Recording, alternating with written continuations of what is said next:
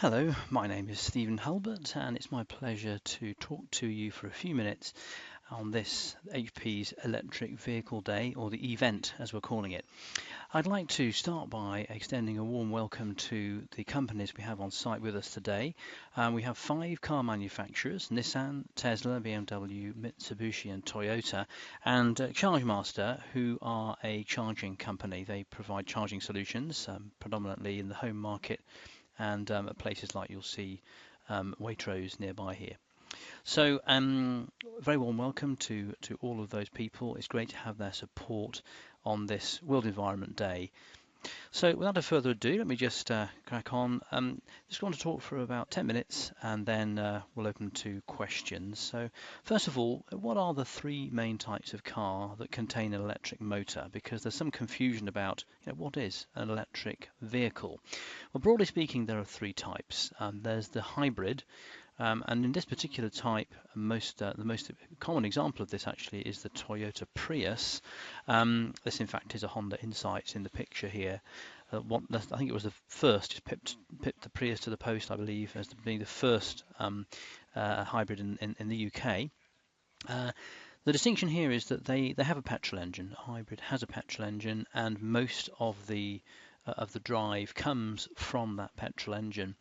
But there's also an electric motor that boosts power, so it can be a smaller petrol engine than you'd normally expect in a car of that particular size, and it's boosted by an electric motor to give it that power during acceleration in particular. So it feels, say it's a 1 litre car or something, it feels like a 1.5. That was the original design, and it's got the economy, of course, of a 1 litre car, and they can be driven short distances in electric only. Certainly the early Prius was like that, and gradually the number of miles you can do in electric only mode has increased. But the distinction here is that these cars don't plug in. You never charge them in the sense of plugging them into an electric supply. The batteries are charged by the petrol engine as you go along, as you go down a hill with regenerative braking, and that's where the power comes from. So if the batteries are flat, you can still go wherever you like because you've got the petrol engine and you're just in petrol mode. The petrol and electric is fully automated. Whether you're on one or the other is not something you decide. The system actually decides that. So that's the hybrid. The next one is the BEV. I'd like to go to the right-hand side, and that's all about what we've got in the on-site today. BEV stands for battery electric vehicle, and the only thing inside one of these cars is an electric motor with batteries. There's no engine at all. So there's no fuel tank, no exhaust pipe, no clutch. It's all an electric motor attached to batteries. They can only be charged by plugging in. They do regenerative braking, but that's a small thing. Mostly you're plugging in these cars typically overnight at home to fully charge them ready for the next day. As a consequence, there's a range with these cars, a maximum range on a full charge, and this particular car here, the Nissan Leaf, has a range of 75 miles thereabouts on a full charge. Drive a bit slower, you might get 80, 90, but typically 75 miles in normal driving conditions. These cars have got 0 emissions. They don't have an exhaust pipe, so they don't have any emissions, and as a consequence they are exempt from the London congestion charge, and they're in fact now the only cars that are. The other 2 types of car, the hybrid and the Rex, I'll come back to that in a minute, they do not have the luxury of being exempt any longer because they do have emissions in the perhaps 75 range parts per milligram, I think it is. I'll clarify that for the actual proper pitch, folks. So Rex, what's the Rex? Well, the Rex is sort of a bit of each. It's the range extended vehicle. The one pictured here is the Vauxhall Ampera. There's also the Chevrolet Volt, which is almost the same car, both from General Motors. The one we have on site today, if they bring along an i3 with a Rex option, is the BMW i3. In fact, there are 2 i3 models. One's a BEV, the other is a Rex. The Rex is has a petrol engine as well as an electric motor, but here on this particular type of car the emphasis is on the electric. So the car in fact is only ever driven by an electric motor. You plug it in as you do with a battery electric vehicle on the right.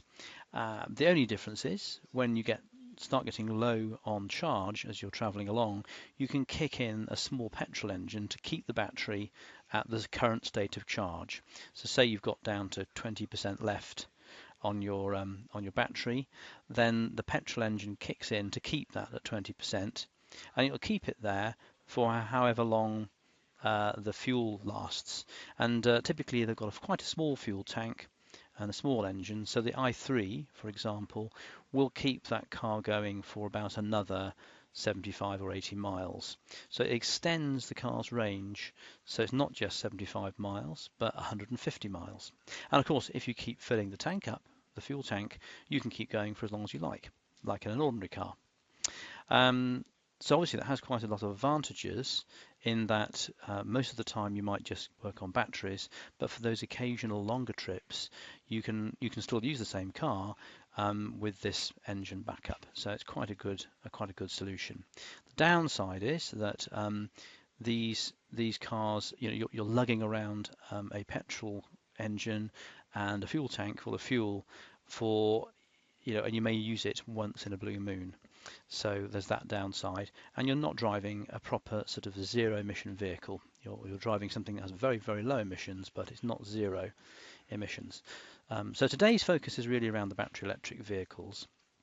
I mentioned the Toyota Prius, and we've already seen there the Honda Insight on the left. These were the two early hybrid models in the UK, and they've been around for nearly 20 years. Well, 17 years, isn't it? So we've seen those. I perhaps can cut that slide, and then the Prius has gone on to have more generations. Honda Insight is actually back as well. This is the two iterations of the Toyota Prius. Thing here to mention really is the number of sold in the world: 3 million and 260,000 in Europe. Battery electric vehicles have had a little bit of bad press, mostly down to Top Gear. But if you think back to what battery electric vehicles we might have seen, depending how old we are, you may have seen an electric milk float, and you may well have seen one of the Gee Whiz cars pictured right here, particularly if you've been to London. They're very popular there. So the milk float, of course, has been around for decades, and is a good example of a battery electric vehicle. The Gee Whiz was probably the first fully electric battery electric vehicle, which was actually a practical proposition for some folks, but its range was rather limited, and it really, you see them in London, but not really outside. And this was a few years ago. This is a 56 plate, so 2006.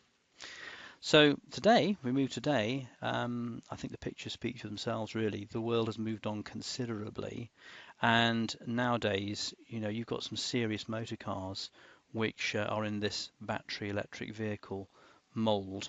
You've got the i3 at top left here. We've got that on site today. Tesla we've got here as well with a Model S at the top end of the market.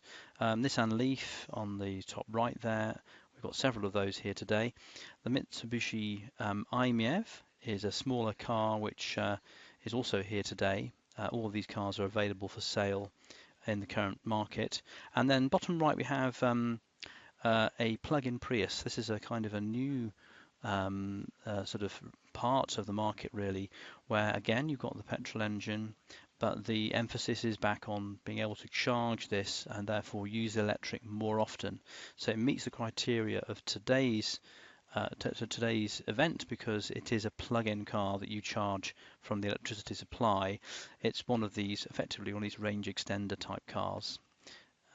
So next thing I wanted to talk about really was what's it like? What's it like owning and running a battery electric vehicle? Well, the range. I mentioned the range. The range is about 75 miles. So the first thing you need to do when you consider buying one of these cars is start to note down the journeys that you do. How often do you do a journey that exceeds 75 miles? If it's a lot, then probably a battery electric vehicle isn't for you. But maybe it's a second car, and you've got an ordinary petrol car which you can use for those longer trips. And if that's only occasionally, then of course the battery electric vehicle works very well indeed. Um, so that's the first observation. You've got to know your driving habits and be able to anticipate those for basically the lifetime that you're going to own this vehicle. Costs are another thing to consider. It's a lot cheaper to run the car. Um, the fuel costs really are the other thing that makes a big difference. So uh, a full charge at home on ordinary electricity rates, I'm not talking about economy 7 here, just ordinary electricity rates, costs about £2.50 to give you an idea, and that will get you 75 miles. So if you compare that with a average sort of diesel car, which might do 50 miles per gallon, if you do the maths, it works out that will cost you £9.40 at today's diesel prices. So it is roughly a quarter of the cost in terms of providing the fuel for the car. And that can add up to quite a bit. My fuel bill has dropped from 150 pounds a month, to perhaps 30 pounds a month. But actually, it gets better than that, because once you've actually got left home, if you're doing 75 miles returning home, you probably won't charge elsewhere. But if you're going out and about and you want to have a top up, you can do that by charging at a number of charging stations, hundreds in fact, across the country. But the best network is the rapid charging network, and there you can charge up to 80% recharge in under 30 minutes. And that at the moment is free. It won't be free. It's not always free. Some people are just beginning to introduce some charging, but there's still plenty of free charging around, and there will be for a while, I'm sure. And so that's the other attraction, is that when you're filling up out and about, you can be filling up for free. Typical example is hotels. I went out for lunch on Saturday, went to a Best Western hotel in Bournemouth where we had lunch. I selected that hotel particularly because it has free charging facilities. No one charges at hotels for charging. So they're getting extra customers through the door. We probably wouldn't have eaten there if they hadn't had free charging. But while you're eating, you're filling the car up outside. So in reality, it can be cost even less than 250 to fill a tank up. Free charging facilities at the moment, all Nissan dealerships for the Leaf, motorway service stations, we see charges at every one of those, and the government's committed to having charging facilities at every motorway service station by the end of this year. That's almost been done already. Supermarkets, they often supply charging facilities, and finally hotels, as I mentioned. So what are the advantages and disadvantages of owning and running an EV? Well, hopefully you'll get a chance to have a try in one or two outside the reception today. And I think if you haven't driven one before, you will certainly be very surprised at how quiet and smooth the drive is. It's a very different experience to driving a fueled car. Part of that experience is the instant torque from 0 revs. So these things fly off the line very quickly, and it's quite impressive. So that's another good factor. And therefore you can sort of shoot into gaps that you wouldn't have considered trying for in the past. Part of that as well is you can't stall these cars. You can't be in the wrong gear or wait for turbo to kick in. None of that happens. The power is instant whenever you want it. Very predictable. So you can really enjoy yourself. Technology is another good draw, because these cars are very well equipped. They're expensive cars, so they're not cheap. So the manufacturers will tend to throw all the goodies into the cars. So we've got leather interior, all-round heated seats, climate control air conditioning, which is controllable through an app on your mobile phone. Mine has a heated steering wheel as well. These are sorts of things that you would perhaps have to pay extras normally. I mentioned the app. With the app on my phone here, I can turn the air conditioning on and off, and preheat the car or pre-cool the car. I can check what state of charge it's at, if it's charging. The BMW, for example, will allow you to unlock and lock it remotely. So let's say you've forgotten, did I lock the car? You can just relock it on your mobile phone. Quite handy. And that's because they are connected to the internet, these cars. A lot of them send telemetry back to base. You can track where you've been, the kind of economy you've achieved, that kind of thing. Another advantage is, these are fairly simple motor cars in terms of their actual mechanical drivetrain. There's just a motor and batteries. So there's not a clutch, cam belt, exhaust, all these things that you end up replacing every so often. There's no cam belt to go wrong or to be replaced at 60,000 miles or anything. These things are simpler in that respect. So there's a peace of mind factor there. Low running costs we mentioned on the previous slide, particularly the fuel costs. Also, there's zero tax, but then costs of tax are coming down for other cars, but it is zero tax. No London congestion charge, which is great if you go into London from time to time. And there's that comfort feeling of just not doing any emissions into the environment. So as you pass cyclists and pedestrians and everything, there's nothing that you're belching out the back, which is causing them to have an asthmatic attack or anything. Disadvantages? Well, there are some. Range is probably the biggest one, but that's changing. The Tesla Model S outside has a range of 260 miles. Well, my Ford Escort had that 10 years ago. So it's with diesel cars though, people have got used to 400, 500, 600 mile ranges on a tank. So to go down to 75 is quite a shift, and you've really got to think about that. If you are going to go beyond 75, it's not just a case of popping into a garage and filling up for 2 minutes. You've got to sit on a charger for 10 or 15 minutes perhaps to get the rest of the way. And that's okay once. You can have a coffee or things you can do. But if you've already done that once, you may not want to stop a second time, but you have to. You have to because you've got to charge the car. So you've got to weigh that against the fact that you're filling up for free and you're not belching out fumes, etc. The infrastructure of chargers is not 100% reliable. They can break down, and therefore you have to plan ahead. You can't plan, I'm definitely going to stop at this charger and I'm only going to have 5 miles left, but that'll be fine, because what happens if that charger isn't working?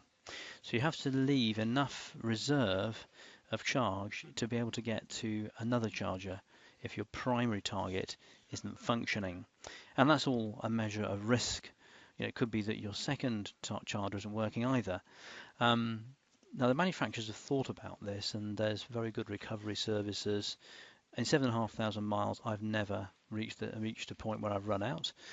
So it's very rare, and cars break down anyway, so it can be overplayed, but it is a factor that you've got to bear in mind, that when you're out and about going beyond 75 miles, you need to do some planning.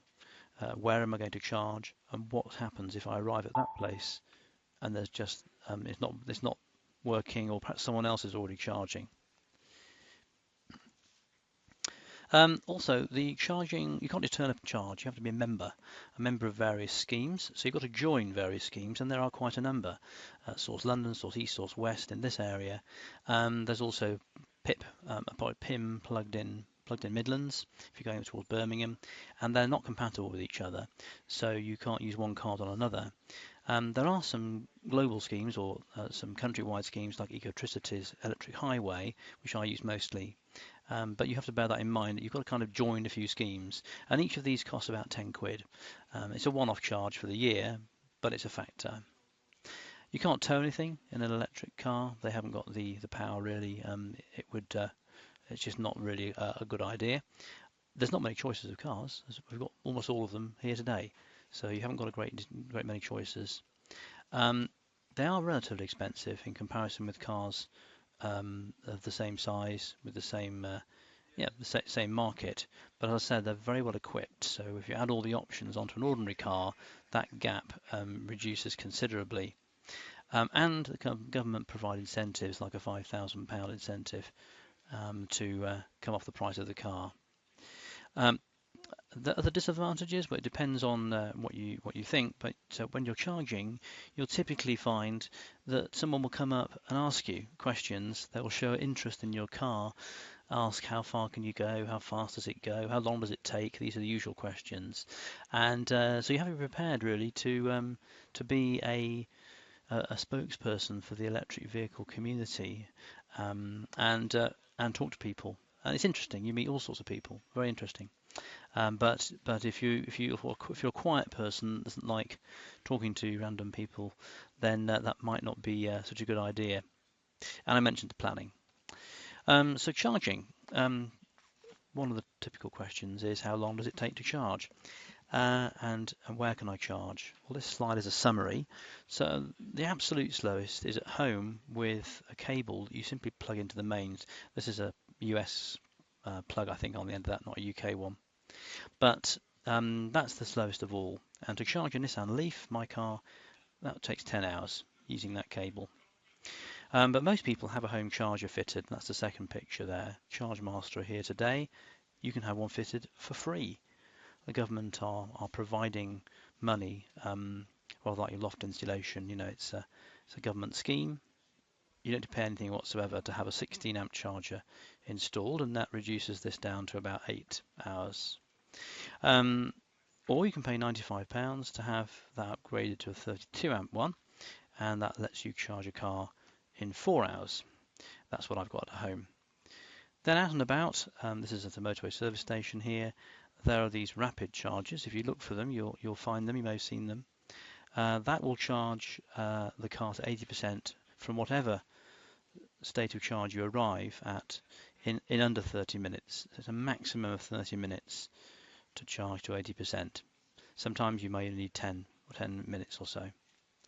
And lastly, you'll see these posts around. This one is like the one up at Waitrose in Bracknell.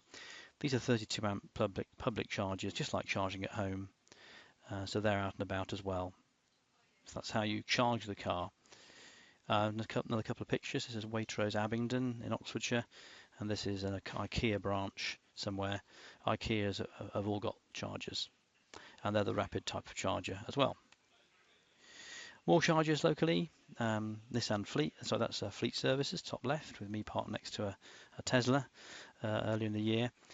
Bottom left is Waitrose in Bracknell, and on the right hand side is the High Street car park in Bracknell as well. There are a number of applications or websites you can go to find chargers. Unfortunately, not any website has all the chargers listed, so you have to do a little bit of research. You quickly get familiar with where the chargers are, and you get used to ones that you use regularly. So it's really only trips to places you've never been to where you have to start thinking a little more out of the box. And you get into a habit, ringing ahead, is your charger working, that kind of thing, for longer trips. And that's it. So thank you very much for listening, and I'll open for questions.